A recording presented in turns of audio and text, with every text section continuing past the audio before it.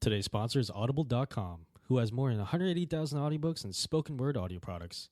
Get a free audiobook of your choice at www.audibletrial.com/shark.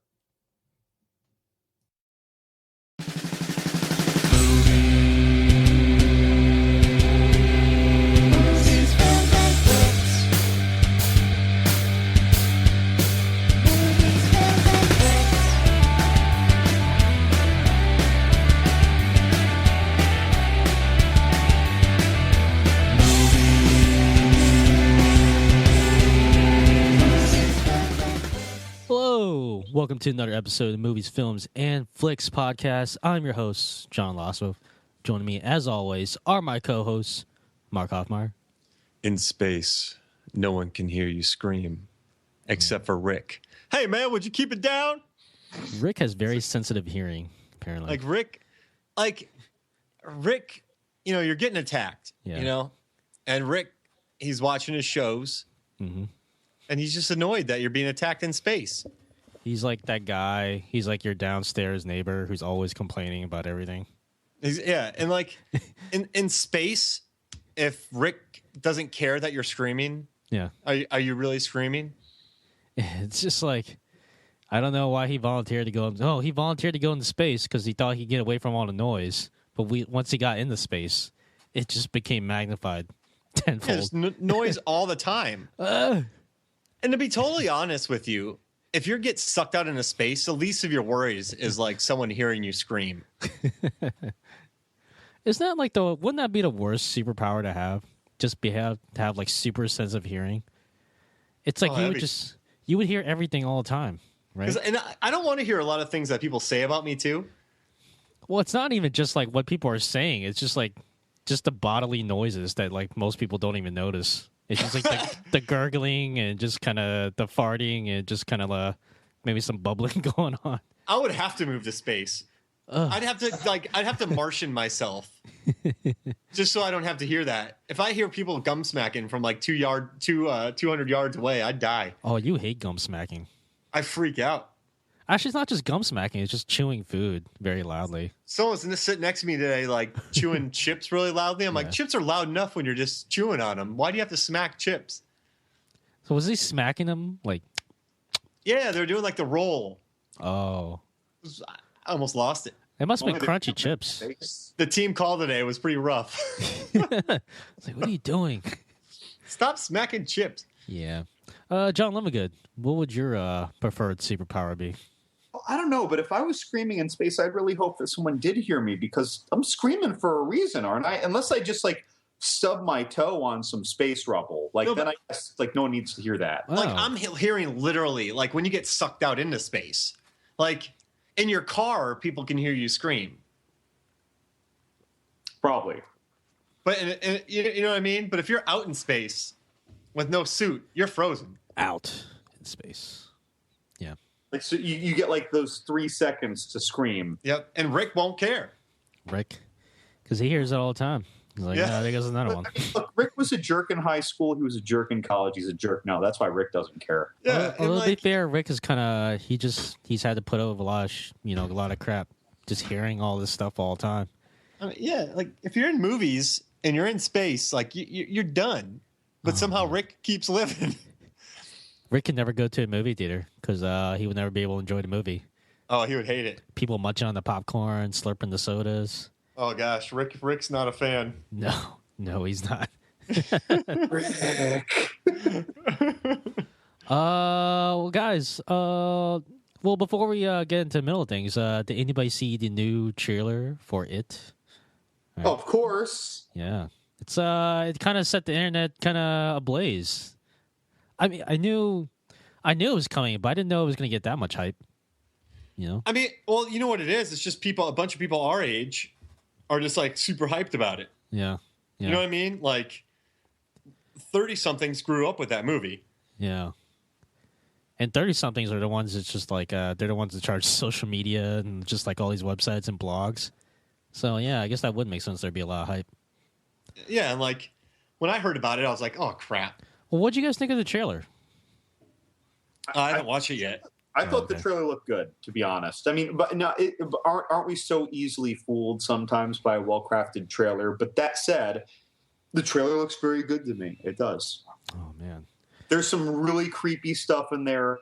They kind of sample the styling that isn't necessarily unique to Sinister, but it's the only thing I can think of right now. But like, they had some unique things in it that may feel a little familiar, but I didn't feel like I'd seen it before. I don't know how to put it. With all the horror movies I watch, when I see anything that strikes me as different in a trailer, I'm excited.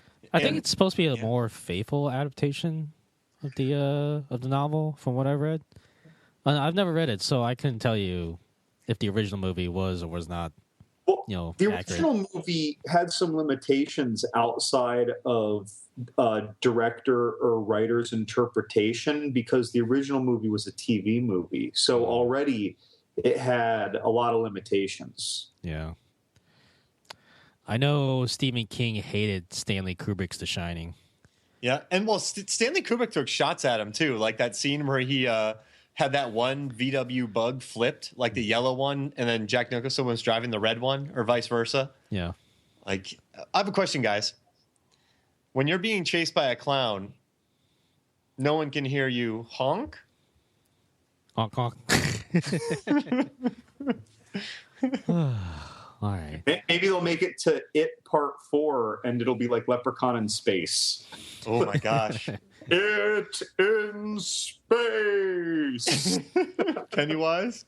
Yeah, terrible. Pennywise in space? Oh, that'd be a killer clown in space? No, they already made that movie. Frozen. Yeah, they already made that movie. Oh, yeah, killer clowns from outer space? Yeah. All right, I think now's a good time to start the podcast like we usually do with listener questions. Mark, I think you have some listener questions for us this week. Yep, this one comes from Will, and he asks, what will be the better Alien movie, Life or Alien Covenant? Now, Lemongood, you've seen Life, right? Well, yeah, but I haven't seen Alien Covenant, Okay. so it doesn't make me any wiser. I really loved Life, but I mean, I've seen someone even title a review of it as Lifeless, because there's almost no plot beyond the one sentence premise. But I think the characters were great, and I thought that the tension was fantastic. And I was nervous that whole movie, and that's a really fun sensation into these movies. Can I ask you something, Levingood? Yeah. If Ryan Reynolds was not in it, what would it still be good? Yes. Because you still got the Yeeling Hall. Oh yeah. Well, I won't explain why, because it would be spoiler rich to explain why. But I'll just say, like, yeah, I mean, I would have gone to see that movie just for Ryan Reynolds, but also I would have seen it just because I can't say his name, the guy from Sunshine and Extant, and The Last Samurai. Yeah. Like, I would have seen it for him, because he's in a lot of interesting, edgy sci-fi stuff, and he's pretty awesome. And Jake Gyllenhaal's pretty good. I like him a lot. I might have just seen it for him, or just because there's an alien killing people, to be honest. So I was excited that Reynolds was in it, but that didn't really affect. How was the alien in the movie, John? I thought it was really, really, really cool. Really? Wow. I don't want to talk about it because they did a good job not showing a lot in the trailers. And anyone who thinks they showed a lot in the trailers, let me just assure you, there really was a whole lot more. They did not really let you spoil anything. For me, I guess when it comes to good-looking people being murdered by alien creatures, I think I'm going to watch Life for sure, but I'm more excited for Covenant, because it's like Ridley Scott made Prometheus, and now he's making like a complete 180 and doing Alien Covenant. So I have no idea what it's about. I know it's rated R. I know it's going to be bloody. I know it's going to be alien action. I'm not sure if it's going to be good. Like, this is more question marks for me. Like, Life seems like a fair bet for like a good night's watch, but I'm more curious about Covenant. So, You know how, like, you and I both kind of love Prometheus despite its storytelling and writing maelstrom? Yeah. Okay, well, so Prometheus was still loaded with substance, right? Mm-hmm. Like there was substance to that. Life has no substance. Gotcha. To put it better than that, It's like the delicious brownie of movies. It is. It's very satisfying. It's just like you don't leave saying, "Oh man, like they went Copernicus and flew too close to the sun." It's really like, yeah, these guys were just doing something, and then this alien started chasing them around. It's about as simple as Tucker and Dale, but without the complexity of Tucker and Dale thinking the kids are committing suicide. Like it's really simple. These astronauts are killing themselves. Well, now I want to see that movie. The Tucker and Dale versus aliens. Ooh. Dude, I'm in. I will watch. If it has Tucker and Dale in the title, and God forbid they cast the same two actors, like I'll watch anything they do. They can pull an Abbott and Costello and go versus the Wolfman. I'm in. Ooh.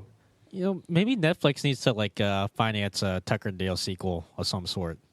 Why not? Please give them a series and have them fight a different set of bad things in every episode. They can become Van Helsings. Okay, so the first movie, it was like the slasher flick kind of villains, right? Yeah. The second one could be sci-fi aliens. The third one could be zombies, Tucker and Dale versus zombies, or vampires. I mean, you can make like a million movies, actually. But really, I'll watch them all. I'll buy them all. I swear. I will kickstart produce them. I'll throw $5,000 at them if they'll give me an investment. Associate producer. There we go. Oh, man. So I think that's the final answer, right? Just Netflix finance more Tucker and Dale movies. And we're the associate producers. Yes. Wait, Mark. So, Mark, you brought up that what you were excited about for Covenant. What's your impression from the trailer of Life, having not seen it? It looks like a Snickers bar. It is a Snickers bar. Nice. It's a Snickers bar of sci-fi horror films. Some peanuts in there. It's kind of healthy. It's not totally devoid of good stuff, but it also has some cheap chocolate. Sure. But it's marketed really well. And it has great cheekbones. So great. It's a lot of great. I mean, Rebecca Ferguson. Like those cheekbones, if she fell into a wall, she would cut right through it. She could ice skate on her cheekbones. That's how she saved Tom Cruise. She literally ice skates on her cheekbones. It's like, no, she didn't fall. That's how she skates. All right. Just crushing it. Literally. Angel of the ice. She would if she did a ring too fast, she would sink. She could perform the Iron Lotus. She's going for a triple Indy. On those movies where they use those things to cut glass, in perfect circles? Yeah. She just uses her cheekbones. She just walks up to it, just yeah. And anyway, I think Mark, I think you have the topic for today. Yeah, we've really foreshadowed everything. Yeah. For what's coming on. So basically, this podcast is.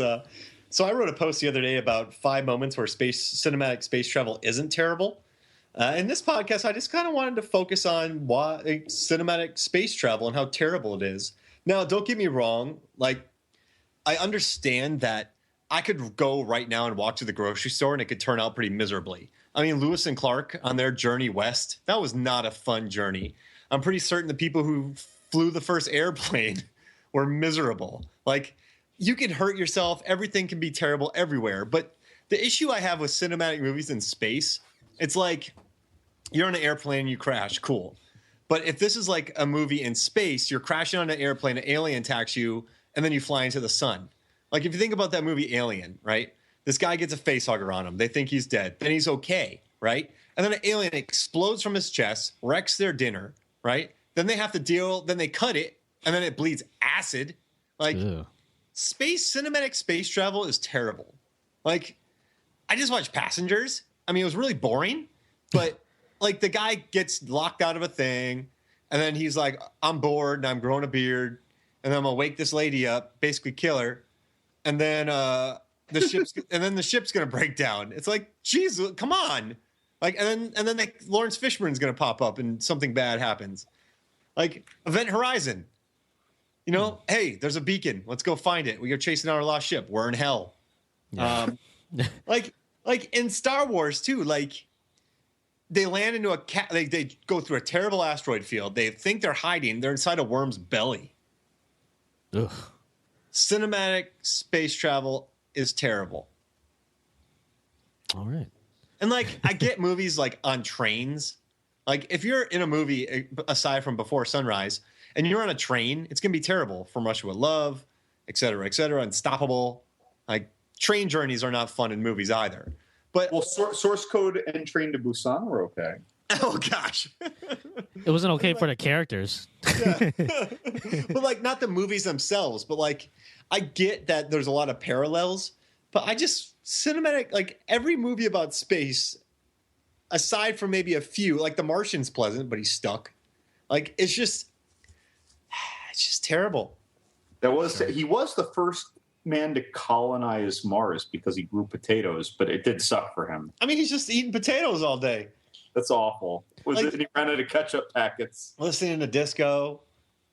You know, like he's working all day. He can't stop. Nope. Like you can't relax on Mars. I've never seen a movie where people chill on Mars. Ghosts of Mars. Yeah. Right? There's maybe Total Recall before he like hit the atmosphere. Yeah, and then everyone starts breathing heavy. Like you can't relax on Mars. No, Mars is bad. In fact, there's so many bad Red Planet, Mission to Mars, Ghosts of Mars, Life was about something from Mars. Yeah, and like think about it. This is more dogpiling. Ghosts of Mars, right? You're at Mars. It's already terrible, mm-hmm. right? And then a bunch of zombies attack. And you can't even hear what they're saying. And they're those stupid pierce zombies with like, when do zombies have time to pierce their faces? That was a big cast too on that. Dude. Like, wasn't Jason Statham in that? Am I nuts? Yeah, Jason Statham. And like Ice Cube, I mean, and like Natasha Henstridge. Am I making this up? No, Jason Statham, Dustin Hoffman, Emma Thompson. Did you say no, stop. You're Helen Mirren. Robert De Niro. Al Pacino. You just mixed like Calendar Girls, Love Actually, and Ghosts of Mars. Oh my goodness. Peter O'Toole. Kirk Douglas. Ooh, Peter O'Toole. Yeah. Spartacus. Yeah, so like just Mars in general is horrible. And then all right, so guys, I want to talk about this movie real quick. Sunshine, right? Ooh. I think it's one of the most underrated. I mean, actually, us film nerds love it, but it's one of the most underrated movies. But they're going to like reignite a sun that's dying. That's terrible. They're like in this place. They're always wrestling. They're always sweaty. Like, it's decent, right? Yeah. However, once they get to like this spaceship, there's a zombie guy, like a powerful dude hunting them, and then the sun attacks him. It's just like, horrible. It's just kind of weird. Like the way I see it, there's about 4 categories of things that the protagonists are fighting in a bad space film experience, and it's classic mechanical problems, actual aliens, space madness, and then interstellar related environment, like the sun burning up the Earth is dying and therefore we need to leave, meteors, etc. So like kind of like the ecology of the universe, right? Sunshine mixes too. It gives us the sun is burning out, we need to go save it, and we're dealing with the mechanical problems on the way. And oh, by the way, space madness on top of that for this monstrous burnt out guy who's always out of focus because he's so hideously burnt and ugly, like something out of the Event Horizon. So it's like it mixes like so many dimensions of the evils that these movies face. Yeah, like I get if you're on like a boat journey, like if you were Columbus, you weren't happy. But like at least Columbus just had to deal with like everyday stuff. Like they didn't have to deal with a terribly scarred out of focus guy murdering you. Scurvy. You got to watch out for those terribly scarred out of focus guys. Then there were those terribly scarred out of focus victims from the Event Horizon clip scenes of hell. Yeah, exactly. Like of out of focus, terribly burned, scarred people like plague space, evidently. Just, yeah. So I started thinking about like moments where space travel was pleasant. You came up with 5 moments. Yeah. I like that they're moments, by the way. They're basically fractions of scenes. Yeah, a lot of space, man. Like, and Spaceballs are running out of air, but I found a good scene where, like, I would love this. Like, on Spaceballs, right? You can drink coffee, right? You can watch movies, and you can check out the radar at the same time. I always drink coffee when I watch Radar. Yeah, like you're watching a movie, like it's really ahead of its time because it's now, and you're just drinking coffee. That's too hot. So like even the example I found isn't great because you burn your mouth, you know what's happening, you know, and you have to lie about watching Radar. You know, like, and he's surrounded by assholes. They can't find shit in the desert. Mm-hmm. You know what I'm saying? Even if you have a nice Mercedes, you get a guy named Barf in it. Look, that's all way less stressful, though, than having Ed Harris dump a bunch of implements on a table and say, this is all they have in the Apollo 13. We need to fix their air filter. Yeah, it's true. But Or they'll all die. yeah, they were like floating around the moon, cold. It's a good character study, Apollo 13. Like, even true stories are terrible. Ugh. It just feels like we haven't mastered the art of space travel yet. Yeah, in movies, like, I think they just want to kill people. Yeah. You know, even when you had mentioned in that article the Guardians of the Galaxy scene where Chris Pratt is kind of doing like the dance off against the antagonist. But I mean, he was doing that to save the galaxy. Yeah.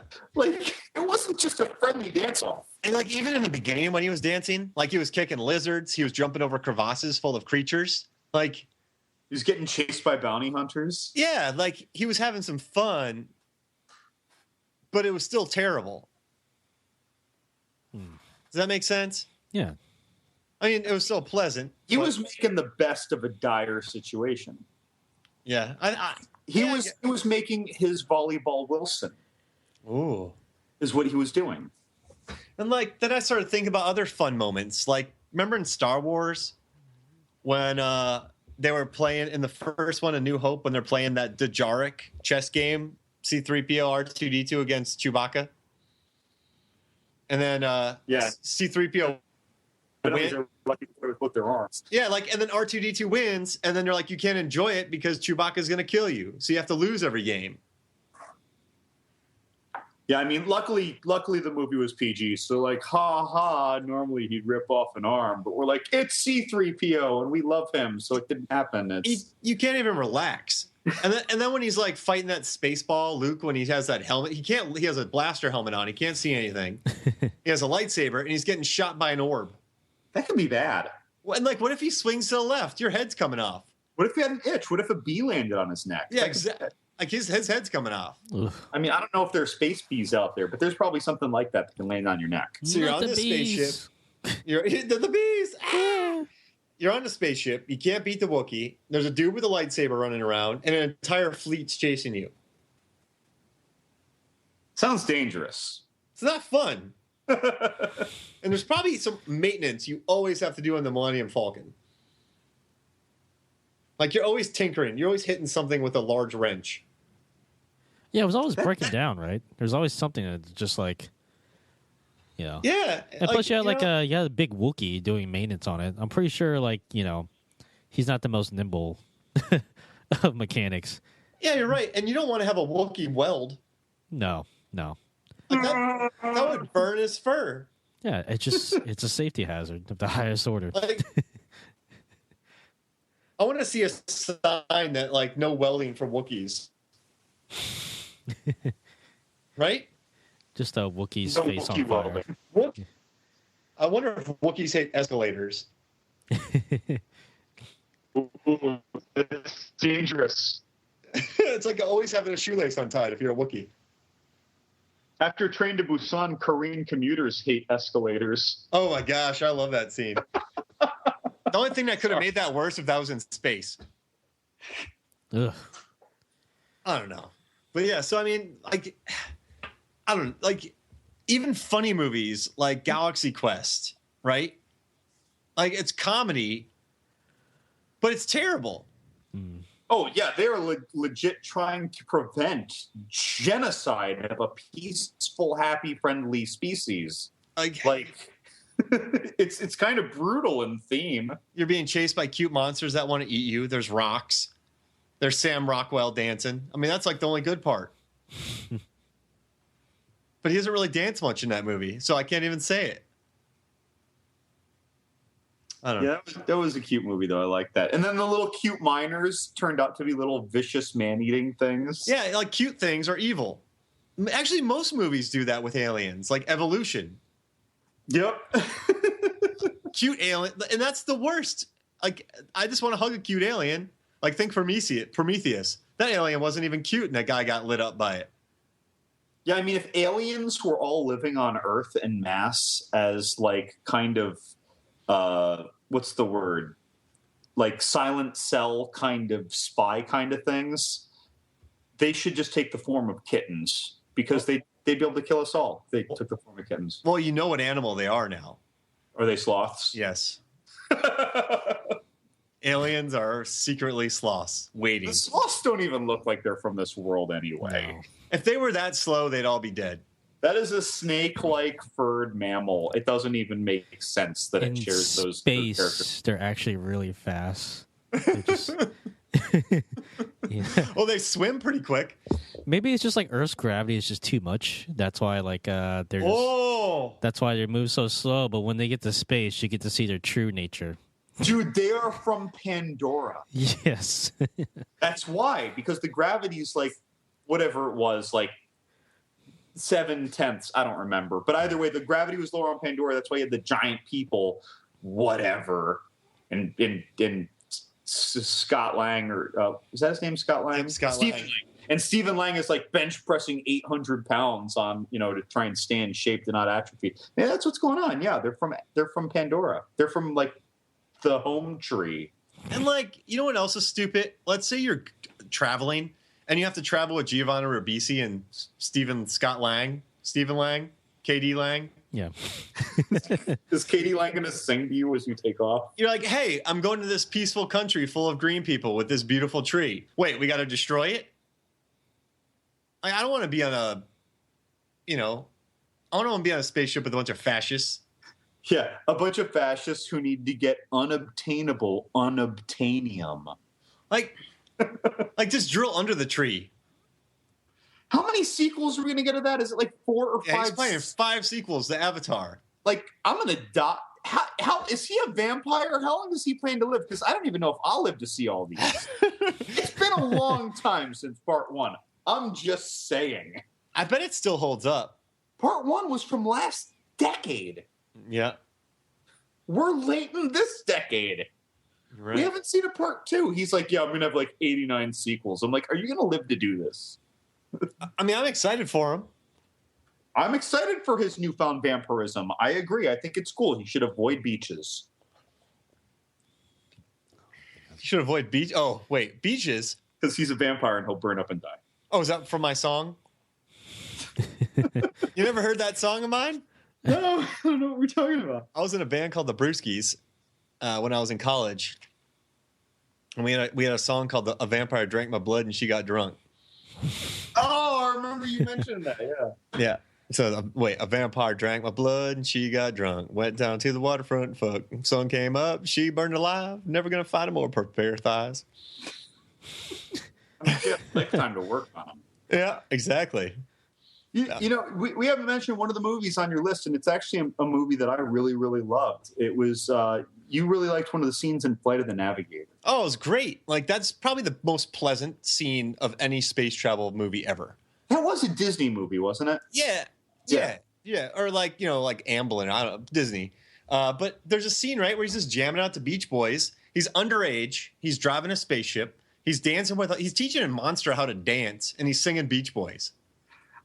So I watched that clip of that scene and how like he says, hey, whatever robotic alien who owns this ship, why don't you look for radio frequencies that sound like my music? And so he's like, and it's like, oh, like some classic opera. And he's like, no, that's not music. I'm just thinking like this alien's going to go home and give a report at some point. Like, and evidently he's going to think classical music is some kind of military attack measure. Yeah. I'm telling you, man, Beach Boys. You can't go wrong with Beach Boys. Right. That was such a fun scene, though, when and he's like the aliens bobbing its robotic head back and forth, and the cute little creatures in that alien menagerie that like were kind of dancing along. Yeah, that was a really what a great movie. What a happy moment. Sure. Well, I think on that happy note, I think now's a good time to take a break. That usually never happens, actually, because we usually go to break on a very sour or angry note. Just dour. We're normally screaming at each other. Yeah, about brisket or something. I don't know. So let's just enjoy the moment, and we'll see you guys in a little bit. When I say pod, you say pie. Wait a minute. Whoa, what's Robert, going on, Kyle? take your headphones off real quick. Okay, sorry. John, what the hell is this? Oh, I don't know. Robert invited me over. Yeah, I don't know. This is kind of awkward. Are we doing like a promo or something? I don't know. I wish he'd put on his pants though. Yeah, he's like dancing around. He's talking about Shark Dropper. I think he's looking for the baby oil. Anyways, Robert, what are we doing? What are we doing? What was that? I can put my headphones back on? Yeah. Oh, we're doing a promo for Shark Dropper. Oh, okay. That podcast we do that has improv, and we just talk about our daily lives and stuff. That's true. Yeah. I still wish you'd find your pants. Where can I find it? Oh, wait. Are we supposed to wear sharkdropper.com? Short time. Welcome back to Movies, Films, and Flicks. Yeah. Okay. We're back from break. This is actually the second time we've tried to come back from break. Just due to technical difficulties. We got a storm brewing. We got bridges collapsing. And Rick. He's just he's like up in space, just listening to everything we say and do, and not caring. No, that's the thing. Like he just doesn't care at all. He cares enough to listen, but he doesn't care enough to care. It's like Rick's hearing is so good; he can hear your internal thoughts. He hears your deepest worries, your deepest fears, and Rick is just like, I don't care. No. So like when I really, really have to fart and I hold it in and it has that little internal kind of like he hears that. Yeah, he knows. Rick is just like, dude, I'm trying to watch Homeland here. Keep it down. But he hears it from like Oklahoma. Yeah. Yep. Yeah. In space. Sure. All right, Mark, I think you have another listener question for us. This one might as well have been from Rick. Oh, all right, we'll see. So some news came out the other day. News that faithful listeners of our podcast will realize is the bane of my existence. And on Facebook, my buddy Bryce sent me a message. I got some other texts, but this was the first one that came in. It was a text message, and it said, "Hey Mark, did you see this?" And attached was a link to the Maniac Cop remake that Nicholas Winding Refn's doing. Oh. So yes, I saw it, and I'm not going to watch it. You son of a bitch. I didn't know Refn was doing a remake of that movie. That was news to me. Yeah, you know what? Like, I might just watch the Maniac Cop 2. Oh, okay. Just so I can say I haven't still watched the first one, even though I saw the second one. That's got 3 movies. It's got a 2008 short film and now an upcoming remake. Like, it's got a lot going on. Like, and I'm not going to watch any of it. It's a cop with a big head, sure, acting like a maniac, killing gang members, speaking slowly, overacting. I don't want it. I want it, and I haven't even seen Maniac Cop since probably 8th grade. I mean, I love Nicholas Winding Refn. I'm an apologist. I love Neon Demon. But I think I guess it's topical, Maniac Cop, whatever, I don't know, whatever. But I don't want to see it because it might be close to the original, and which means I've seen it. Yeah. But you won't know if it's close to the original. But my bit will be wrecked if I watch it. This is a bit. Oh, man. You know, many podcasters dream of having a bit like this. of like a year-long heckle. Yeah. And I'm getting messages from a lot of people now telling me about this Maniac Cop remake. I don't care, guys. I'm going to change my phone number. Like, I'm excited. I mean, and by the way, if for some reason it ever turns out there's another Movies, Films, and Flicks podcast that's like a year older than ours and we have to change our name, you could change it to the I'm Still Not Watching Maniac Cop podcast. I'll never watch it. The only way I'll ever be able to watch it is if like if I'm in like a barber shop and it's on the TV behind me. You know what I mean? All right, I'm just going to tell you, because I'm just going to do my normal behavior, and that's that when the movie's coming out, I'm going to like watch a movie every couple weeks until I've seen all the other Maniac Cop movies before I see the remake, which I'll see. And then I'll keep asking you if you've seen it so we can do a Maniac Cop podcast, because that's what I do. I'll happily do a Maniac Cop podcast. I'm just not going to watch it. I'll make up the plot. All right. That maybe be better than the movie. Cop, alien, in him, evil, maniac, kills people, dead, sequel. You just described the movie The Hidden Yep. with Kyle MacLachlan. I mean, that's every movie. With Kyle MacLachlan. If you break down all the Kyle MacLachlan movies, same thing. Wow. Yep. We're really digging deep here in Movies on the Flicks.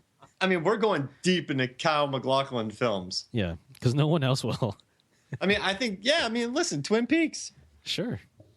You know, Kyle MacLachlan, Yeah. Maniac Cop, Showgirls. 2006, Yeah. pool scene. It's there's a common thread if you pull deep enough. Yep, a deep blue sea, I don't remember him dying in that. It's like, Deep Rising. was he in Deep Rising? The Deep Blue Sea. Into Deep.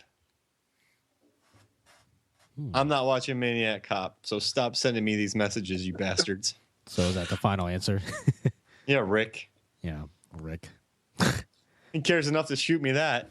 Sure. I think he knew it would get your goat. He's like, He does it too, and he's here. He's listening to me right now. oh yeah, Rick, you bastard. sure. Like he doesn't need to subscribe to He's us. standing behind you in the dark corner of your room as we record this podcast. Yep. Laughing. All right. Thank you for those wonderful listener questions. Not you, Rick. You No. know the reason why. Right, Mark. I think it's time to continue the topic. Space travel was terrible before we were even engaging in space travel. Wait, hold on. Do you mean like before we, as like humans on Earth in reality, were engaging in space travel? 1903, a trip to the moon. A rocket shoots in the moon's eye. The people get off. They're harassed by these stupid things. People die. It's a horrible trip, and then they come back. So Apollo 18 is the true story about that. yes. So 1903, a trip to the moon, was later remade as Apollo 18. The incredible true story of the Apollo 18 mission about two found footage astronauts who pick up rocks and are harassed Rock spiders. by said rocks. That And then- give diseases. I mean, I don't even get it. Give me back them rocks. Hey, was that Johnny Depp movie, The Astronaut's Wife? Did he go to Mars or did he go to the moon? I don't care, but he goes to space. I had that in my notes. He definitely goes to space. Yeah, so he goes to space, comes back, he's a jerk. Fantastic Four. They go into space, they come back jerks. Basically, you go to space, you get something funky, you come back. A jerk. I mean, Like, we get some space rocks. They come back. Species. Lady So- jerk. Oh my gosh, a rock spider would be the worst because you could throw the rock, you could hit somebody with said rock, and then it becomes a spider. And clings to their face and gives them like a black vein disease. Oh, goodness. And like, you know what I don't get? Whenever we go to space, like we're always terrorized. But whenever aliens come to Earth, they're always the jerks. So like They're terrorizing us. In other words, we always get terrorized. Yeah, and like so basically, like we're perfect. But when we go to other planets, like like we're just like movies would make us believe that like we're just not safe anywhere. Pitch black. Ooh. That's terrible luck. I mean, you're not safe unless you're standing between Vin Diesel or between the alien and Vin Diesel. Like you crash land on a planet with a killer and a jerky bounty hunter, and then it randomly turns dark and creatures kill you. Pandorum. Oh, that one's rough. That's a mechanical problem movie that turns into a false alien movie. Were there aliens in there?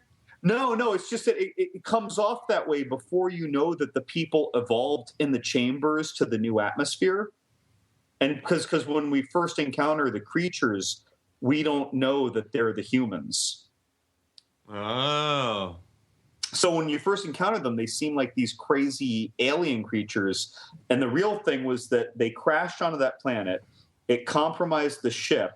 And their pods were designed for them to evolve to their new atmosphere. But their new atmosphere became the crash landing planet's atmosphere, which is why they became these like invulnerable aliens, evidently, where you could like hit them in the head with an axe and like they just get a scuff.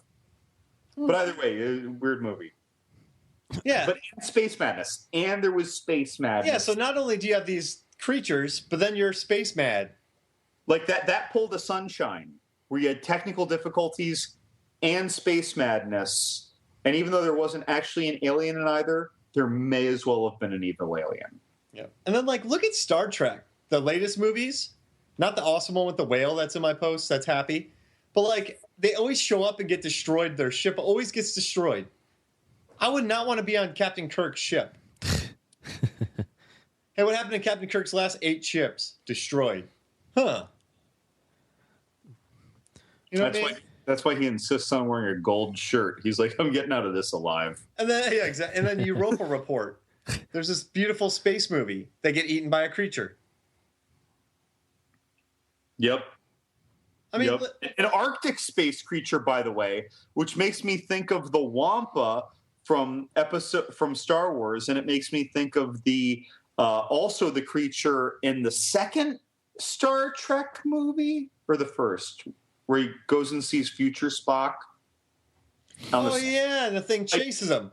Yeah, so they're like, every time there's an ice planet in a space movie, there's a specialized Arctic monster, period, the end. There always is. And like when they travel to like another thing in Stargate, it seems okay, but then that person comes down, they have to battle a person. Then they had to battle Oscar Isaac Apocalypse, basically. Yeah. And like Fifth Element, there's a big black orb trying to kill the world. Like you can't have a nice space cruise. Listen to some opera. You get attacked. Dude, I think that's the orb that the Event Horizon went to, because that orb was pretty heinous. And like even good movies that aren't about like aliens, like Interstellar, his years went by when seconds went by on that planet. That was trippy. Like, if I'm a fictional character, someone goes, "Hey, Mark, you want to go to Mars?" I'm going, "No." No. And they're like, "Are you afraid of journeys?" I mean, no.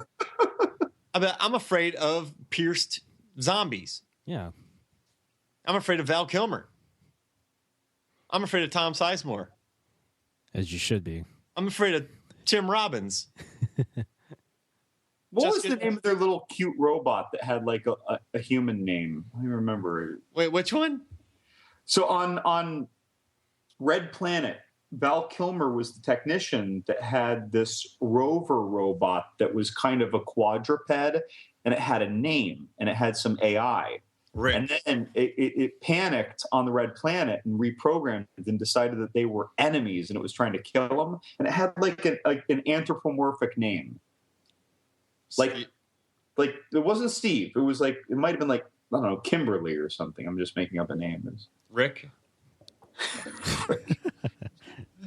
But I mean, everything was going wrong. Like the robots were turning against them. Like, And like all these space movies, they have terrible titles, right? Star Trek Into Darkness, right?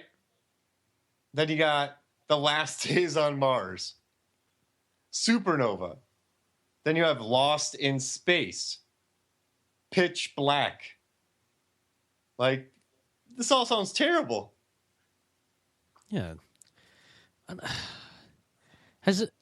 Do you think it's kind of skewed because space is just kind of a natural setting for horror movies and also suspense movies? I mean, it's a great setting. Yeah, yeah. I'm just trying to think of like a happy movie that takes place in space, and I can't think of it. Space Camp? It does Wall-E count? Because they were kind of happy, I guess, or just like kind of. It gets really depressing though, because he gets on that ship with all the fat people. Yeah. Like, that's a really pessimistic viewpoint. Sure. And then doesn't it almost crash and he has to save it? Never mind. I guess Wall-E was a terrible example. Oh, man. This is tough. I'm trying to think of like a good space traveling type movie. I didn't see The Last Mimsy. Maybe that was positive. The Last Mimsy? Yeah, it was about some kids that find some little alien, they go out into space or something. Oh. Maybe. Had a big budget. I never saw. I don't know. I know nothing. Wait. Earth to Echo? That's a different one. Oh. Armageddon? Yeah, that one wasn't very happy. A lot of people died in that. Deep Impact? That came out the same year, I think, too. That was like 2 years or 2 movies in 1 year about meteors threatening the destruction of the Earth. 2001? That doesn't end well. Nope, Hal was a jerk. That's what happened. Skynet and Hal and Eagle Eye, whatever her name was, that computer. These computers are jerks. Yeah, and like Starship Troopers? Damn bugs. Like, why didn't they just leave the bugs alone? Because they were flinging asteroids at Earth. Oh, yeah. It's a good point. Asteroids come into play. Like, if we didn't have these meteor asteroids, whatever, like, life would be a lot easier. If we didn't have bugs that shot asteroids out their butts. I mean, think about it. In Starship Troopers, at least, I don't know about the book, but in the movie, like, the fight's already going on, right? The war against the bugs, it already exists. It's just life. But all I can infer as to how it all originated, based only on the movie, again, not reading the book, is that the bugs had colonized a nearby planet with an asteroid belt and were somehow flinging asteroids at Earth. What a bunch of dicks. It's a pretty weak premise when you think about it. I'd be so pissed. How are they flinging asteroids? Out their butts. I don't understand. Wait, they're shooting them out their butts, right? No, for an actual asteroid belt around a planet, and they were flinging them like a slingshot. I don't understand. Wait, weren't they shooting stuff out their butts too at the ships? Yeah, but they were barely leaving the atmosphere. Oh. They were just like mortars. Big anal butt mortars. Butt mortar? Jeez Louise. Big anal. Wait, that's kind of anal butt? I don't know. It's just it sounded funny. No, I like it. It just threw me off. I was just freestyling, man. I was doing my Eminem thing. Why you got to rain on it? I was just doing my word poetry. If it's Flight of the Conchords, sometimes when I freestyle, I lose confidence. Or like even movies where that sound great, like Serenity. Like that sounds peaceful. It's not. That was basically Ghosts on Mars. And like, yeah, I mean, they get attacked by Ravagers. They're always working on their stupid ship. Like, a lot of people are dying.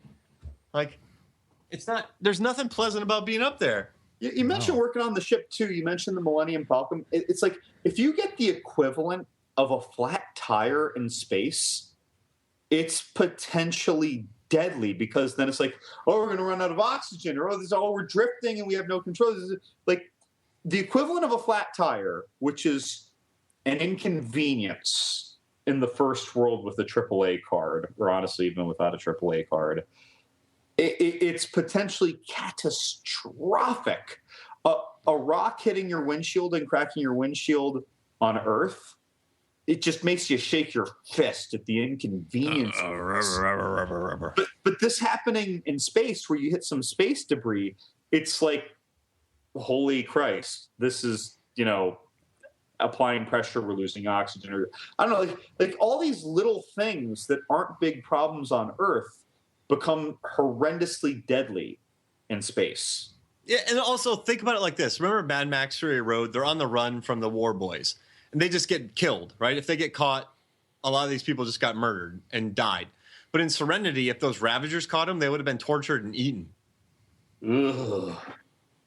That's not nice. Wait, Lockout, it was kind of fun for the space travel. He goes to that prison and just cracks wise the whole time. Was that the moon? Was that a moon prison? It's a space station prison. Space station prison, a Death Star. But he seemed to be enjoying himself. I mean, none of it was pleasant because he had to rescue the president's daughter from a space station. Was that Maggie Grace? Yes. Yeah, that was not convincing. I mean, that movie is whatever. It was fun. I like Lost. I don't know. I know I've talked about this before, but Lost in Space. Just. Did they have Matt LeBlanc in it? Yeah, that's right. Okay. I feel like it'd be really easy to get lost in space. Yeah, it's pretty big out there. I mean, you take a left when you should have taken a right. You're not finding your way back. Well, it's 3-dimensional, so there really isn't just a left. Yeah, exactly. So imagine growing up and you're like, yeah, take a left at the Orion's Belt. And you're like, wait, which way is that? You know? It's a horrible. Navigating in space has got to be awful. It's terrible. This is why the map maker in Prometheus got lost, even though he was in a really basic setting. He's so used to thinking about space that he basically just went cross-eyed at the simplicity of being in a cave. Oh my! I think I just solved that. By the way, I think you did. It's like when Rain Man can count 276 toothpicks that fell on the ground, but he can't do a basic rationalization of other things. Just saying. Oh. I've always wanted to defend that guy. I still don't know why that biologist tried to touch the hissing cobra alien thing. But yeah, it wasn't even adorable. No, it made a hissing sound. And nowhere in nature is that a good thing. If a kitten hisses at you, you'll get scratched. Like in space, you run in straight lines when something's rolling towards you in a straight line. Yeah, and in space, no one can hear you scream, but we all hear the cobra alien hissing. Stay away. I don't know. What do you think, Laz? What are some movies where there's nice space travel? I've been trying to think of that for the past hour. I just can't come up with anything. Until a poor South African guy ruined it for the wealthy, I'll bet Elysium. Well, do you remember their gravity controlled AstroTurf luxury lifestyle, and then some poor guy who wanted a life came and ruined it for everybody and opened up the world to healthcare. Actually, do you guys remember the original Star Trek movie, or at the beginning when the Enterprise is slowly coming out of that shipbuilding base or whatever? Yeah, I just imagine if you were on the Enterprise at that time, that must have been nice. Just slowly just navigating your way out of that base. That must have been nice. That'd have been pleasant. Yeah, that might have been pleasant. I mean, that'd have been a good moment.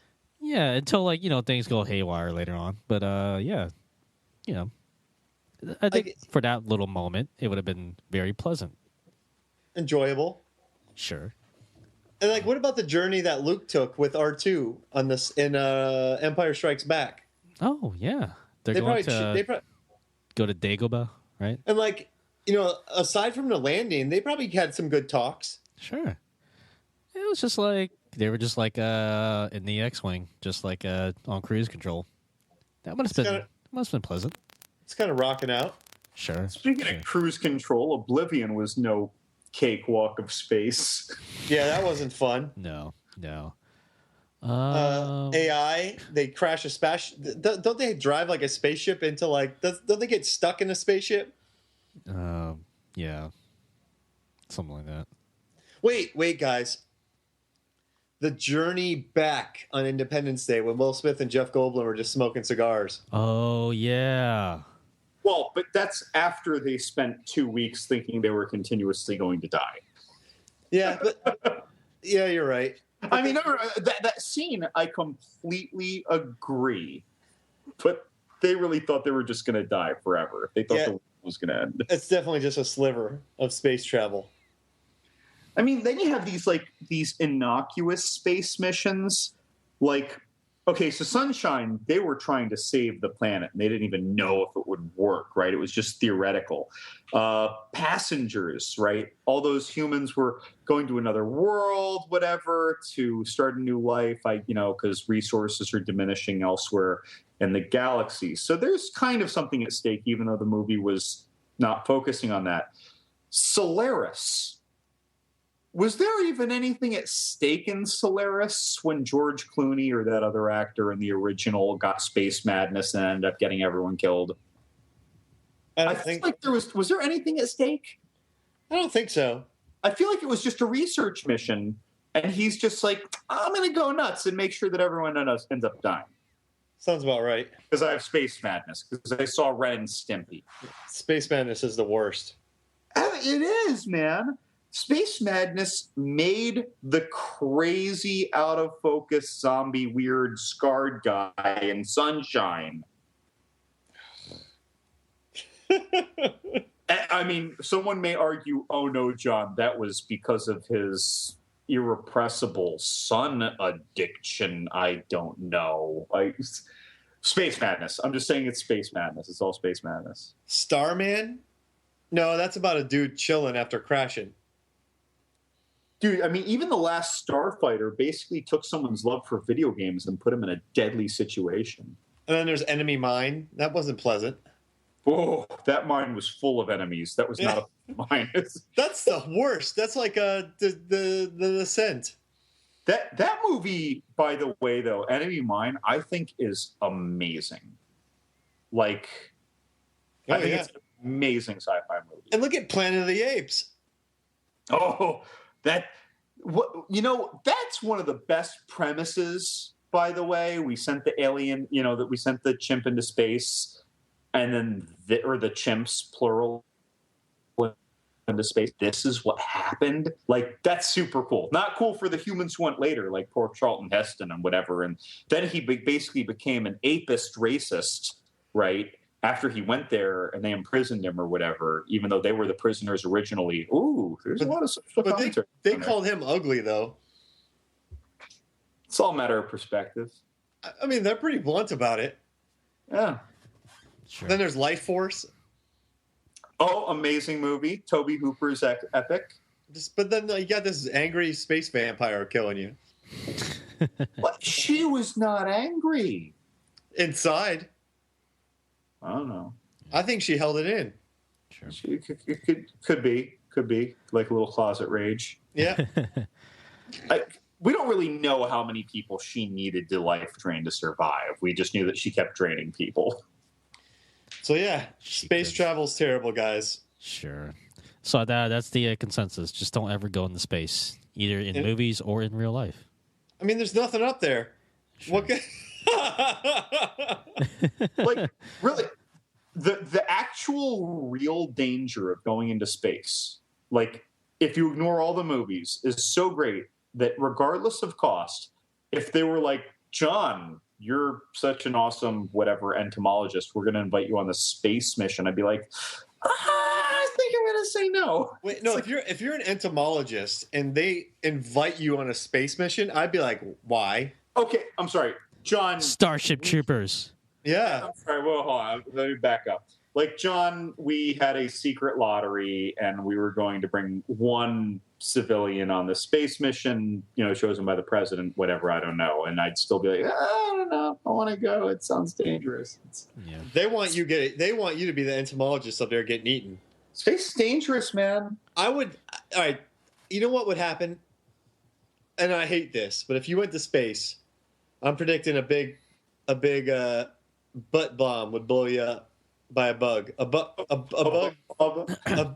butt bomb. There you go. Bug butt bomb. I mean, I think you would find peace with that. Sure. Well, I hope it would be painless and I just incinerate then. Because if I am maimed by a big butt blob, whatever, like I think that my life would be miserable after that. It'd be a good story. Like his hat incinerated? Nah, you just got some burns. Right. Like you just have a couple of ace bandages around your arms. Ace bandages in the movie when a guy was holding up his arm and the bug sprayed his arm, like his arm just like melted in front of him. So they had spray too. I mean, it was that. It was like they basically were shitting magma. And like all these aliens in science fiction movies, like the aliens have that extra tongue and acid blood. Like there's always something like the Ravagers are cannibals. Like why can't there just be like a space wolf? It's got to be like a space wolf with acid blood. Well, even a space wolf is still a wolf. How about like a space kitten? Like it's just something that really needs to be cuddled to survive. No, I'm just saying like every monster has like 6 facets that are terrible. Oh yeah, they're all vicious. Sure. Well, Alien also kind of set that precedent too. Like when Alien came out, I'm saying this is with zero research, I'm just assuming, but it's like in Alien, those things had like so many facets about them. And what was there before? Before it was just like, I don't know, a Gorn throwing a rock at Bill Shatner. It was very simple before that. Yeah. Sure. You know, or on the other side, the parasitic, no, even the Seti eel parasite that goes into your brain was 1982. It was after Alien. So, yeah, like I think that Alien kind of really spun the wheels for future filmmakers and creature creators to, all right, like what 89 ways are we going to make this thing a killing machine? Yeah. Yeah. All right, guys. I think that does it for a podcast. Right. I'm not complaining about the killing machine aliens, but it's a good point that you made. That yeah, like they're all like immune to 89 things and with blood that gives you cancer. I don't know. Oh gosh. Before we sign off, are there any plugs you want to make, guys? I got a quick one. The Nerdy Bitches podcast, they keep giving kind shout outs to us, and so does The Last Knock, hosted by Crash Palace. So, you know, thanks to them. I think it's a nice little podcasting community that happens in the world of, you know, a shared theme like movies or horror. And it's kind of fun being a part of it. Listen to someone else's podcast and then you hear them, you know, mention yours. Yeah. Did you guys ever read that Onion article I shared on Facebook? Yeah. How 250 million podcasts are struggling to find a guest for Monday? Oh, that was so good. Yeah. I'm still bummed your cousin couldn't make it. He had to host 2 podcasts, so it was not going to happen. He was hosting one and guesting on the other at the same time. Yeah, it's just everybody's got a podcast. All right, guys. For my co-host Mark Hoffmeyer.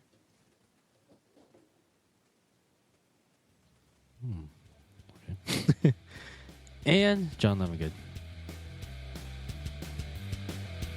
I guess I've been your host, John Lawson. Thank you so much for listening, and Stop texting, Rick. we'll see you guys next time.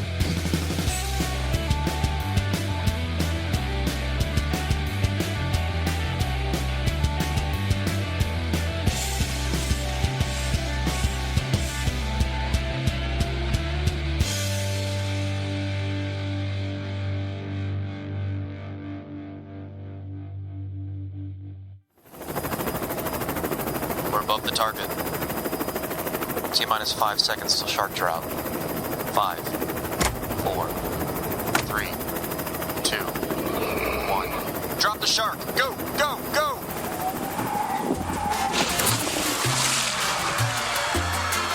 This podcast is a Shark Dropper Studios production.